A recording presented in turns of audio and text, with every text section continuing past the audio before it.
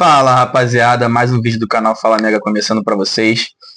Hoje eu vou trazer aqui para o pessoal que gosta mais de Fórmula 1 um videozinho explicando o que foi esse final de campeonato, como ficou essa classificação tanto de pilotos quanto de construtores, e as mudanças da regra para o ano que vem, né? A gente vai ter muitas mudanças de regras, um novo motor, vai acabar o DRS, enfim. Vou falar um pouco mais com calma para vocês depois, né? A gente vai falar primeiro sobre essa corrida de Abu Dhabi.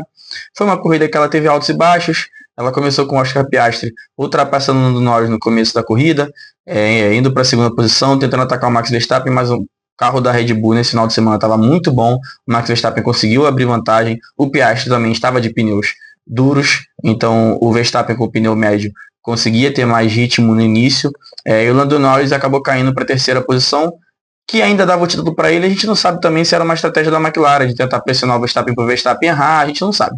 Mas uma coisa que assustou bastante durante a corrida foi o fato do Lando Norris parar muito antes, voltar atrás de um trânsito e ficar aquela situação de poder ter uma bandeira vermelha ou um safety car a qualquer momento, e isso atrapalharia o Lando Norris, né? Mas para a McLaren, graças à sorte que eles tiveram, correu tudo certo.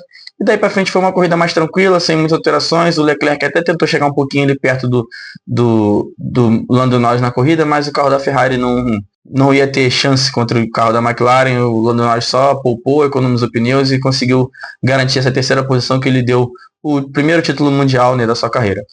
O campeonato terminou com o Lando Norris em primeiro com 423 pontos, 2 pontos à frente do Max Verstappen, que fez 421, o Piastri em terceiro com 410, o Russell em quarto com 319, e aí veio os dois carros da Ferrari, né? Leclerc e Hamilton, Antonelli em sétimo, Albon em oitavo, Sainz em nono, Alonso em décimo. E no campeonato de construtores, a gente terminou do jeito que estava já antes da corrida, né? Com a McLaren já era a grande campeã há muito tempo, terminou com 833 pontos, um recorde na história dos campeonatos de construtores. A Mercedes terminou em segundo com 469, a Red Bull em terceiro com 451 e a Ferrari não acabou chegando nem nos 400 pontos, né? Terminou com 398. Não tivemos mudanças, né, na classificação final. A Sauber até tentou ultrapassar a Haas ali, mas o Bortoleto não teve um bom desempenho na corrida.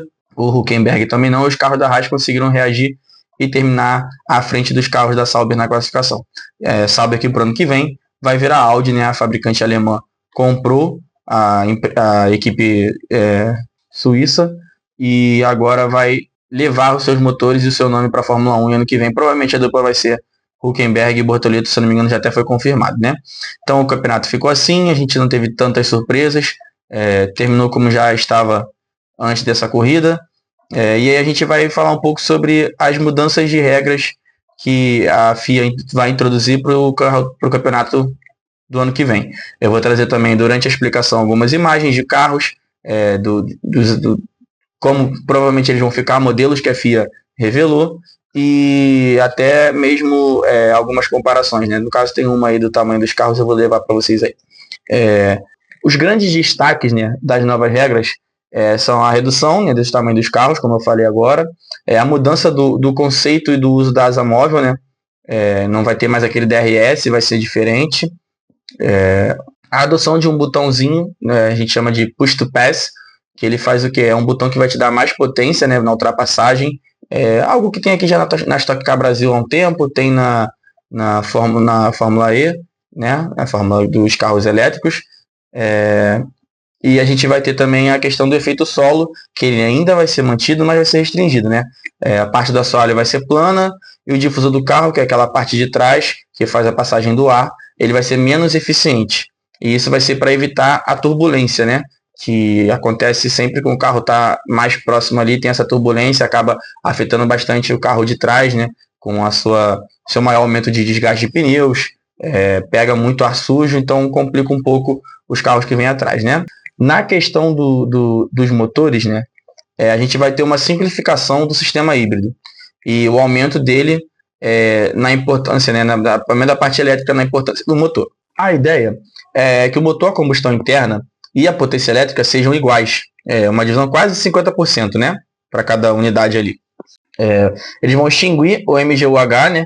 Que é uma parte do motor elétrico, e vão deixar só o MGU-K, que essa parte já existia, e ele vai ser não mais complexo, mas ele vai ser simplesmente só ele, a base desse motor elétrico. Ele vai gerar 350 kW de potência. Atualmente são só 120 nesse MGU-K, né? O que dá aproximadamente 469 cavalos, né? E foi essa situação que atraiu a Audi para comprar a Sauber e a Ford que vai se associar à Red Bull. Uma das outras mudanças que vai ocorrer é uma tentativa para mitigar o grande problema que a Fórmula 1 moderna tem, né? Que é a turbulência, né? Os primeiros estudos dessas novas regras, eles dizem que vão reduzir a pressão aerodinâmica dos carros em 30% e o arrasto em 55%, né? E para isso vai mudar muito o visual dos carros, né? A asa dianteira ela vai ser reduzida, ela não vai ser mais totalmente larga em relação às rodas do carro, ela vai ser menor. O arco sobre os pneus, né? Que os carros de hoje em dia, vou até colocar uma imagem aí para você ver, eles têm um arco sobre os pneus, esse arco aí que eu estou mostrando, e esses arcos eles vão ser retirados, entendeu? E os painéis para limpeza do ar gerado pelos pneus foram colocados no side pod, nas laterais, à frente no caso, né? Dos side pods. Na traseira, a asa vai ter 3 elementos, com as end plates, né, as laterais simplificadas, e a eliminação de beam wing. O que seria o beam wing? É aquele pequeno apêndice que fica acima do difusor, né? No caso, mais para baixo do carro. Da asa, no caso, perdão. O efeito solo também vai ser limitado. Uma parte do assoalho vai passar a ser plano com o difusor menos eficiente, como eu já tinha dito. E o desempenho não vai depender mais de suspensão tão dura, com um acerto para o carro andar bem próximo ao chão, né? A gente não vai ter mais aquelas balançadas, né, que o carro dava, saía faísca de baixo, muitos pilotos reclamavam, né? Então, assim, vai diminuir bastante isso para o ano que vem. Os pilotos até agradecem, porque muitos pilotos saíam com dor nas costas de alguns grandes prêmios, né? Ainda pelo lado aerodinâmico, né, a gente vai ter o DRS, né, aquela asa móvel, que era o quê? Quando o piloto ficava a 1 segundo do carro da frente, ele poderia clicar nesse botão do DRS, a asa do carro, que é assim, levantaria, abrindo um espaço entre a asa para fazer essa passagem do ar e ele ter mais velocidade, porque ia gerar menos arrasto do carro. E aí, quando abre essa asa, você tem uma redução da resistência do ar e aí, com isso, o carro tem mais velocidade, né? Esse DRS ele vai permanecer, mas de um modo diferente. Os carros vão ter 3 elementos móveis no aerofólio dianteiro e 2 no traseiro. E a ideia é que eles sejam usados em 2 modos. O Z-Mode, que são os elementos posicionados para conferir mais pressão aerodinâmica nas curvas, e o X-Mode, onde as lâminas vão ficar abertas, né, em uma configuração de baixo arrasto para aumentar a velocidade da reta, né? Ou seja, os carros vão ter ainda essa asa que se move, porém a asa vai ser feito, ou esse movimento vai ser feito sozinho. Não vai precisar mais apertar botão, o próprio carro vai ter essa configuração automática para fazer essa situação. E essa configuração, por motivos de segurança, só vai ser ativada em retas com mais de 3 segundos de aceleração. Ou seja, se você tiver uma reta curta ali, em que você não fique 3 segundos acelerando, o carro vai continuar no Z-Mode, e aí acelerou uma reta para mais de 3 segundos, as lâminas do carro vão abrir automaticamente e dar mais velocidade para o carro, né? Essa questão promete dar uma aceleração maior, mais velocidade para os carros, né? E aí, para compensar esse fim do DRS, que ajudava em algumas retas a ultrapassagem, a Fórmula 1 vai trazer o botão do Push to Pass, que é o botão de ultrapassagem que vai usar a potência do motor elétrico. Vai ser uma liberação de energia de MUK a mais do que ele já tem. Um exemplo vai ser o seguinte: a liberação dessa energia diminui gradualmente após 290 km por hora, e ela é cortada com 355. Se você tiver uma perseguição a um carro da frente, você não vai ter essa energia completa da MGU-K. Mas, caso você esteja a menos de 1 segundo do carro da frente, esse botão vai ser acionado no seu painel, você vai poder clicar nele e ele vai te dar essa potência extra, né? Vai ser o chamado MGU-K Override, que ele vai te oferecer 350 kW de energia extra até os 337 km por hora. E aí vai fornecer essa velocidade extra para você tentar essa ultrapassagem. O carro da frente não vai ter essa situação, na maioria das vezes, a não ser que ele também esteja a 1 segundo de um outro carro à frente dele. E aí, com isso, você vai ter uma aceleração mais rápida, vai atingir um pico de velocidade mais rápido do que o seu oponente. E aí vai te possibilitar essa ultrapassagem.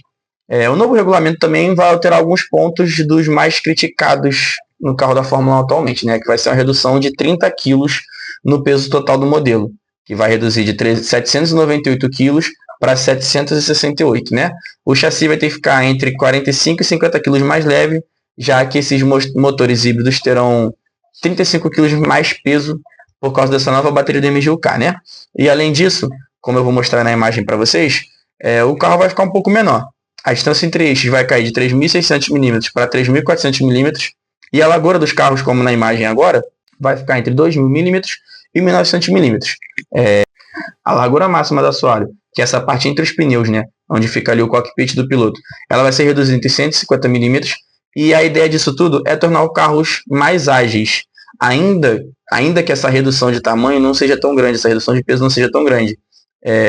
E não dá para ser maior essa redução, porque os motores híbridos, a bateria e as estruturas de segurança tornam isso praticamente impossível. Você não consegue reduzir o tamanho justamente pelo que o carro precisa ter ali dentro dele. Então, infelizmente, esse é o máximo que a Fórmula 1 conseguiu. O que a gente espera é que a gente tenha pistas mais largas no momento, né? Algumas pistas, talvez a gente consiga um pouco mais de ultrapassagem, como o Mônaco. Em outras que já são mais largas, deve ficar também melhor ainda. Até porque 100 mm vai fazer uma boa diferença. Pode ser que não pareça, mas faz. E aí, por falar na segurança, né? Como eu falei agora aí das questões da estrutura de segurança, né? Ela foi aprimorada um pouco mais no regulamento, né? A resistência dos impactos frontais foi aumentada, dotando uma estrutura deformável de 2 fases, né? Ou seja, o carro vai se deformar mais facilmente e vai gerar menos impacto da força G no piloto. A proteção também contra as perfurações laterais, no caso, que às vezes a gente via que um carro batia no outro e destruía, né, o side pod ali, né, a lateral do carro, ela vai ser um pouco maior também, essa proteção, vai dobrar a resistência, inclusive ao redor do tanque de combustível. O Santo Antônio atual, que é aquela cruz que fica atrás do carro, né, atrás do piloto aqui em cima, ele ficou mais resistente também, vai ter que aguentar agora 20 Gs, né, contra 16 dos carros atuais. E a carga nos testes vai aumentar de 141 kN para 167 kN. As luzes da asa traseira também serão mais visíveis, para oferecer a maior segurança para o carro que vem atrás ter uma maior visibilidade do carro à frente. E além disso, luzes de segurança laterais serão colocadas para apontar o estado do RS de um carro parado em qualquer ponto da pista. Ou seja, um carro parou em algum ponto da pista, a luz lateral de RS dele vai estar acesa. Por último, a antena do GPS do carro vai ser reposicionada para permitir futuras evoluções de segurança. Outra mudança importante vai ser no respeito à sustentabilidade, né? A partir do ano que vem, os motores da Fórmula 1 não vão mais utilizar combustíveis fósseis, ou seja, não vão conter mais petróleo na sua composição, né? Agora vão ser apenas de fontes renováveis. E a ideia da Fórmula 1 é que esse combustível não seja apenas para competição. Ele deve funcionar também em quase todos os veículos de rua movido a combustão. Ou seja, é mais uma vez a Fórmula 1 sendo plataforma para desenvolver algo para as ruas. Algo que já aconteceu diversas vezes em épocas anteriores, continua acontecendo. Só mais uma das grandes mudanças que a Fórmula 1 trouxe para o nosso dia a dia. E por último, não menos importante, os pneus, né? Eles também vão mudar. As rodas vão continuar no Aro 18, eles que estrearam em 2022, porém as medidas de largura dele vai mudar. Os pneus dianteiros vão ser 25 mm mais estreitos e os traseiros 30 mm. Segundo algumas simulações da FIA, né, a perda de aderência vai ser mínima, mas a redução de peso para isso vai ser importante, vão ser 5 kg por jogo de 4 pneus. E isso também só vai ser possível porque a pressão aerodinâmica terá uma redução. Então é isso, essas são as mudanças para o ano que vem da Fórmula 1. Espero que vocês tenham entendido um pouco. Eu não tentei me alongar muito para poder trazer o máximo mais tranquilo para vocês. Espero que tenham curtido mais um conteúdo. Segue a gente, se inscreve no nosso canal, dá o like, compartilha com seus amigos. O link do nosso Instagram vai estar aqui embaixo também. Aproveita, segue a gente lá. E é isso, pessoal. Em breve trago mais informações da Fórmula 1 para você. A gente agora vai ter uma parada de cerca de 90 dias, né, da última corrida até a próxima. Mas em janeiro a gente tem lançamento de carros, testes, entre outros. E aí eu trago essas informações depois para vocês com mais calma. Mas em dezembro eu acho que ficamos por aqui na Fórmula 1. É isso, pessoal. Abraço. Até mais.